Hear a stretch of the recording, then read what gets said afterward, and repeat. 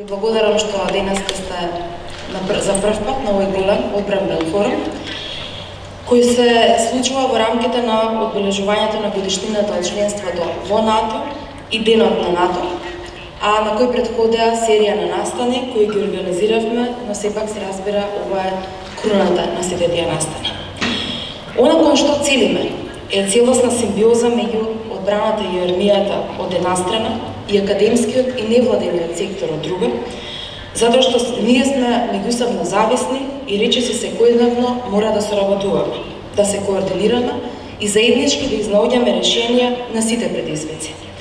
Ова се однесува на развојот на армијата, унапредувањето на одбранбениот систем и безбедноста на државата. Денеска Република Северна Македонија е кредибилна членка на НАТО алијансата со рамноправен придонес во Сојузот кој веќе брои 31 земји. Демократски земји кои ги делат истите вредности.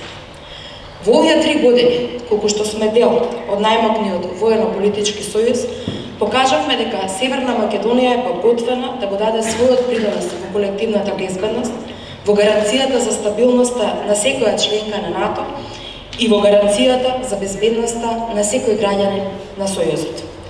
Ние сме НАТО, значи токму тоа. Ние сме составен дел од НАТО и од нас, како и од сите останати земји членки, зависи колку НАТО ќе одговори на својата задача да биде заштитник на заедничките цивилизацијски вредности – слободата, правдата и демократијата. Северна Македонија покажа дека недвосмислено стои за овие вредности.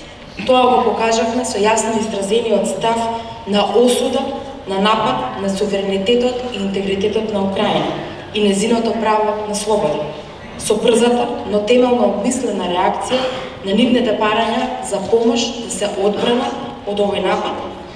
Со нашето внимание, тоа во никој случај да не влијае на борбената готовност на армијата, туку напротив, да ја засили уште повеќе посветеноста на инкорпорирање на најсовременита опрема во редовите на армијата, бидејќи силна, способна и опремена армија на Република Северна Македонија значи силна гаранција за безбедноста на својата земја и посветеноста на НАТО алијансата.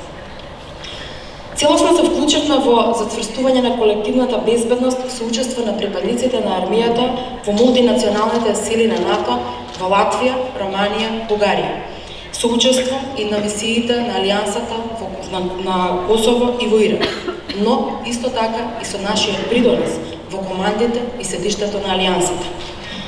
Денес нашите интереси, нашите размислувања се слушнати и валоризирани, а нашиот придонес во колективната безбедност е високо ценет од нашите сојузници.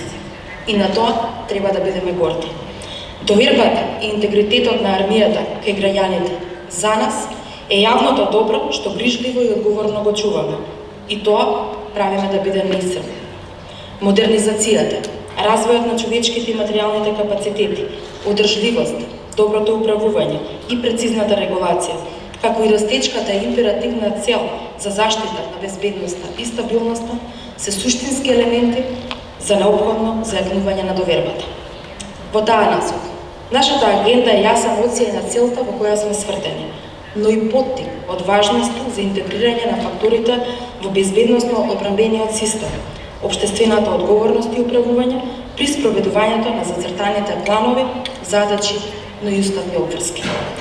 Силната корелација помеѓу безбедносните ризици и закани и состојби во регионот и на европскиот континент треба што подобро да се искористи. Од тука и Министерството за одбрана останува посветено во спроведувањето на сите мерки и активности кои се во негова надлежност, предвидени и со долгорочниот план за развој на одбранбените способности, но и стратешкиот концепт на НАТО и се разбира концептот МКД НАТО 2030. Несумнено, развојот на армијата ќе одигра многу важна улога во зголемувањето на можностите на целокупниот безбедносен систем на земјата, овозможувајќи пристап од така наречен 360 степени преку превенција до надминување на безбедносните предизвици.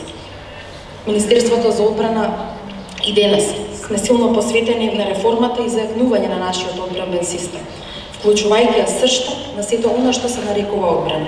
Нашата цивилна структура, кризниот менеджмент, За разбира, изработуваме и нови законски решенија за области кои се навистина клучни во одбраната, како например критичната инфраструктура, зајакнување на демократската и цивилна контрола над секторот за воено разузнавање, статусот на вработените во Министерството за одбрана.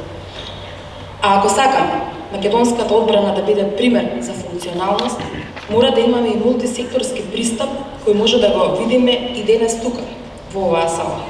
Исто, како што НАТО го дефинира својот пристап, а тоа е заедно сме посилни, така и ние дома. Само ако сме заедно, ако сме здружени и со исти цели, можеме да бидеме посилни во гарантирањето на безбедност за секој граѓанин на Северна Македонија. Денешниот форум отвара можност за заопфатни дискусии од кои може да извлечеме значајни поенти. Кризниот менеджмент не е само наша домашна задача.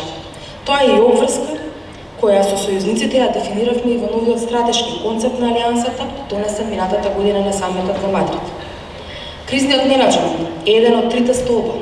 Трите клучни задачи на Алијансата и Северна Македонија работи на суштинска реорганизација на овој систем. Преку обединување на сите ресурси и оперативни капацитети ќе создадеме уште пофункционален систем поставен под единствена субординација и менеджирање. На тој начин ќе имаме целосно исполнување на третата одбранбена мисија – поддршка на армијата во цивилни цели. Темата на која ќе се осврнеме е и соработката со приватниот сектор во доменот на безбедноста, концепт во типот на јавно-приватно партнерство. Заштитата на критичната инфраструктура е област на која мора да пристапиме темелно и без импровизација.